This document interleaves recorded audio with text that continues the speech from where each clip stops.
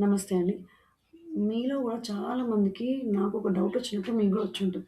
బయట కొనే పురుగు ఎందుకంత గట్టిగా ఉంటదని. నేను నిన్న షాప్‌లో కొనుక్కొచ్చిన తింటుంటే ఇట్లా మంచిగా గడ్డ పెరుగు ఎంత బాగా కట్ అయితుందో గడ్డలాగా. అది ఎందుకలా ఉంటది అని ఒక క్వెషనొచ్చింది. ఇన్ని రోజులు తింటున్నాము. ఎప్పుడు గూడా డౌట్ రాలేదు. కానీ నిన్న మా బాబుకి వేసేటప్పుడు ఏంటబ్బా! ఇంత బాగుంటది. వాడు మంచిగా ఆడుతున్నాడు గడ్డలా కేక్‌లాగా కట్ చేస్తున్నాడు. అప్పుడు డౌటొచ్చింది. ఎందుకబ్బా! అవును ఇంత గట్టిగా ఎలా ఫార్మ్ అయితది? మనం చేస్తే ఇలా రాదే అని ఒక పెద్ద క్వెషనొచ్చింది. మా ఆయనెళ్లి అడిగాను. ఎందుకు ఇలా గట్టిగా ఎందుకుంటది? మనం చేస్తే అలా ఎందుకు కాదంటే, తను చెప్పాడు. సాధారణంగా ప్యాకెట్ పాలలో మంచి బాక్టీరియాతోనే తయారు చేస్తారు. అది గట్టిగా ఉండడానికి ప్రధాన కారణం దాంట్లో ఉండే ప్రోటీన్స్. మిల్క్ సాలిడ్స్ ఎక్కువగా ఉంటాయి కాకపోతే దాంట్లో. అలాగే ఫ్యాక్టరీలో టెంపరేచరు, ఫర్మెంటేషన్‌కి పట్టే టైము, కూలింగు అన్నిటిని ఎగ్జాక్ట్‌గా మెయింటైన్ చేస్తారు. అందుకనే మనకు ప్రతి కప్పు ఇట్లా గట్టిగా కనిపిస్తది.